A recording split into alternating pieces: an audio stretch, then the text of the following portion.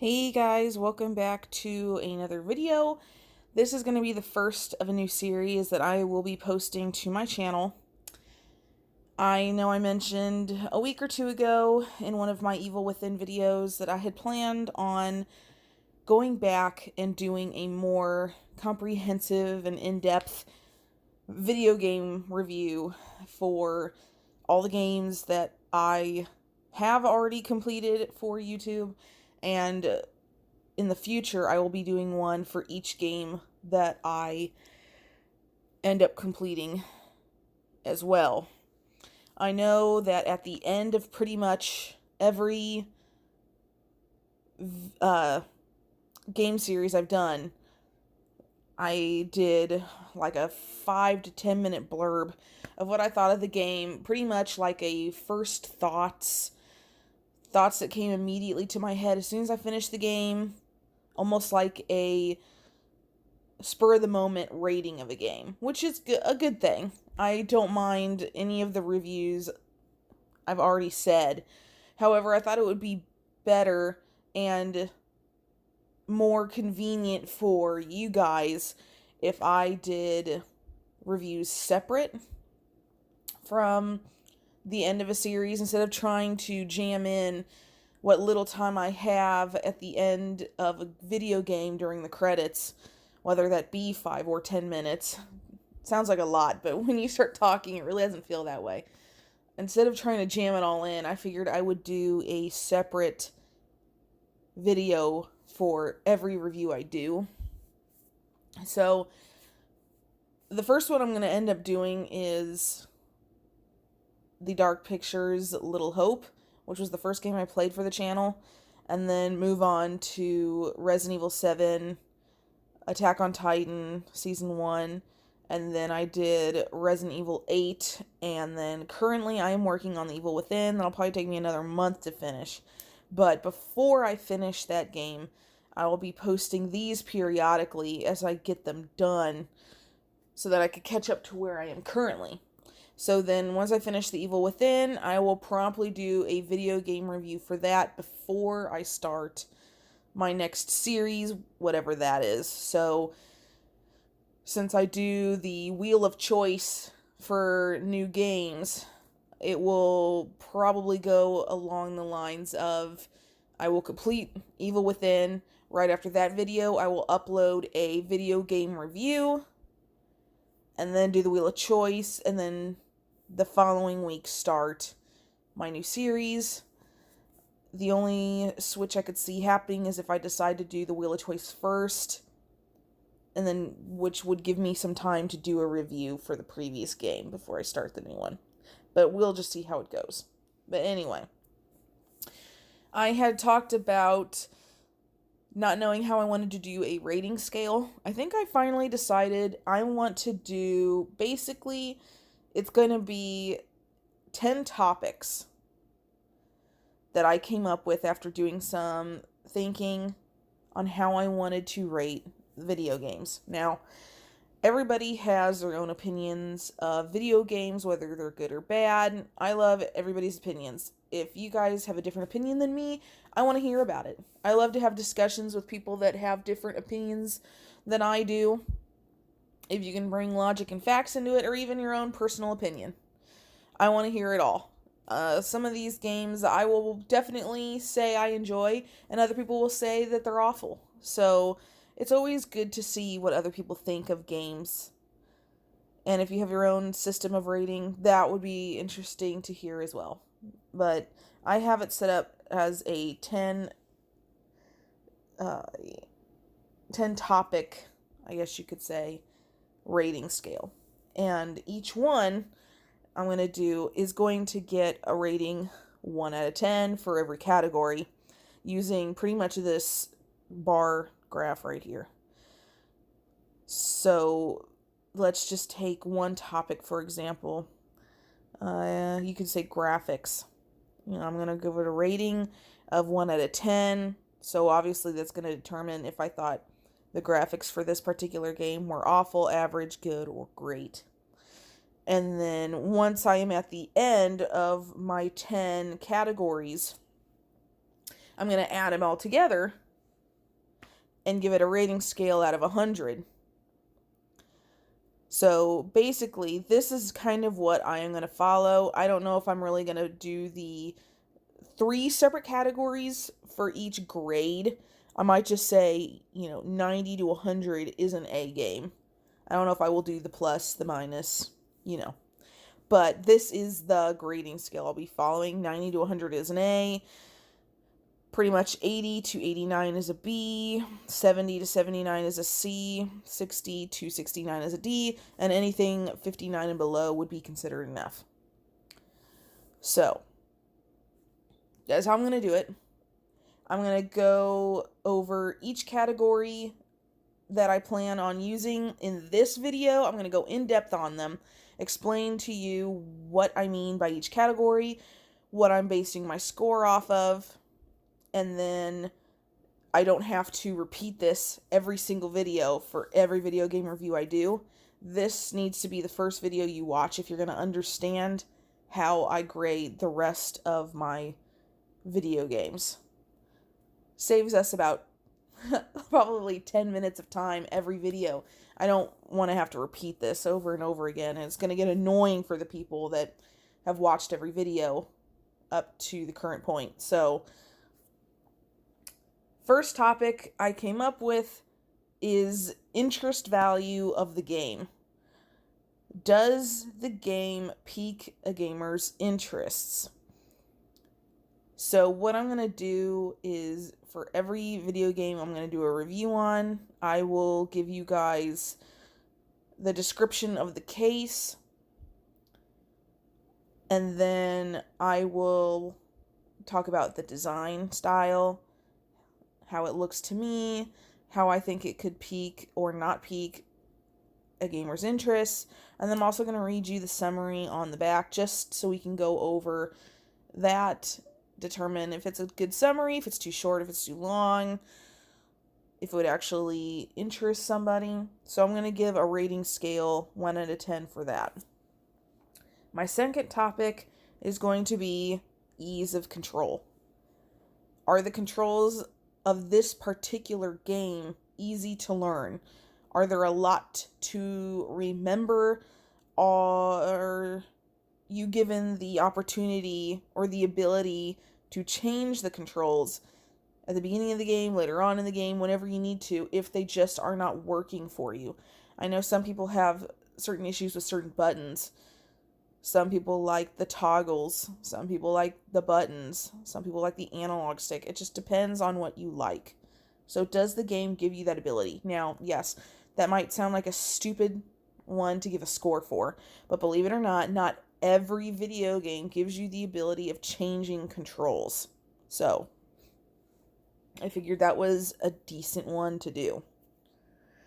My third is going to be graphics. So, obviously, there's a huge difference in graphics, just even from this picture, just to show you an idea of from the 90s and today's era of change in graphics. So, my score is going to be determined based of how do the graphics look for the year it came out, or even in my opinion, is an older game's graphics going to hold up to today's standards, I guess you could say. How real is the graphics? Do I feel like I'm in the game? How is the lighting? Does the lighting transition well? Do the scenes transition well? Does the graphics capture your attention? Things like that. Is it easy to see the graphics, or you feel like you're squinting trying to play a video game? So that's going to be topic 3. My fourth category is going to be freedom. So, freedom of play. Actually, that's not right. I lost my picture for freedom of play. Shoot, hold on. Let me see if I can find it. Okay, so I found it. I lost my freedom picture. I was like, wait a minute, storytelling isn't next. It would be freedom. Anyway, so freedom. Do you have freedom of play? Does the game allow you to pretty much do things you want to do, or does it have a set story to it? can you not change how you do things? So an example would be a good game that allows you freedom of play would be Minecraft. There is a storyline in the background from what I've been told, but it gives you a huge amount of freedom of play. You get to do whatever you want basically within the realm of the game. Whereas a game like Call of Duty, you follow a set storyline. And now I'm thinking of the older Call of Duties. I don't know how the newer ones play. I've only played the older ones, like a World at War. So that one in particular, you have a story mode.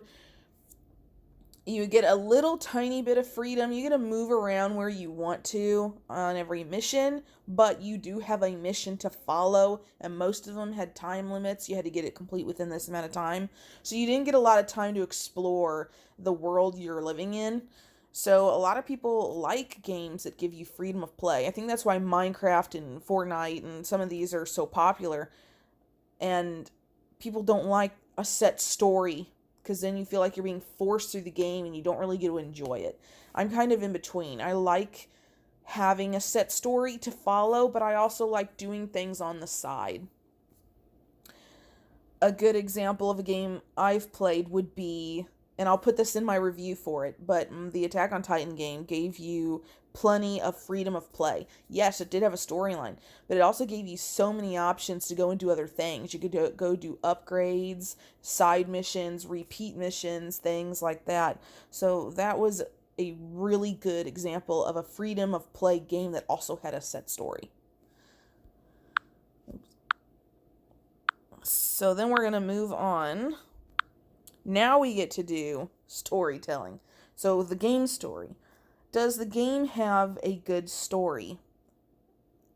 How is it explained through the game? Is it explained well? Does the game story make sense? Most games, yes, have a game story behind it. Sometimes that's not always conveyed very well. Sometimes it's conveyed perfectly. It just depends on the person's intellect, if they can follow along with the story. So, for example, the current game I'm playing, Evil Within, there are quite a few people that do not like it because they think the storyline makes no sense. Now, I think it makes perfect sense. The way I'm going, yes, there are twists and turns. Yes, there are questions. However, I think it makes sense so far. So I think it just depends on the person if you can understand it or not. So that is another category. Then we get into extras. Are there extras at the end of the game? Are there achievements? Yes, most games have achievements, whether that be through Steam, console, whatever. But are there also achievements within the game themselves? So an example of this would be an Attack on Titan. Extras would be you also get to upgrade your weapons while in the game. It gives you something extra to do in the game that isn't necessarily part of the set story. Or currently in Evil Within, I have the ability to search the environment for keys or for puzzle pieces to complete the map of the city. That would be considered an extra. I like games that have extra things to do that's not just a set story or even just set freedom of game. Extras are good things to do on the side for fun. Then we get into time. I really like this graphic. How is the length of the game? Is the game too short? Is it too long? Is it never ending? Basically, the way I'm going to set this one up is I'm going to give a point for every hour that the game is in length, and I'm going to base that on my own play. I know a lot of people do speed runs. Some people take way too much time to get through a game. I think I'm pretty much average. I will play through a game for fun. I try to find everything, but I don't spend hours looking for one particular thing or else I'm not moving on. So I think it's a fair grade to give 1 point per hour of gameplay. Yes, there are games out there that you can complete, even being slow, in a couple hours. So If that's your style of game, then good for you. I prefer the longer games, but that's just me. Moving on, we've got replayability. Is it any fun to replay this game after you've already beat it? Is it a game you can play immediately after finishing it and still have fun replaying it right away? Or is it a game you have to wait a while to replay again? Or is it even a game that you believe has no replay value at all? It's not fun to play it a second time, no matter how long in between times you've played. Are there different outcomes if you replay a second time? Some games have a new story mode unlocked once you complete the main game. Attack on Titan was one of them. It unlocked a little bit of a new story. Things like that. Are there different options for a replay game? Different challenges, different difficulty levels, things like that.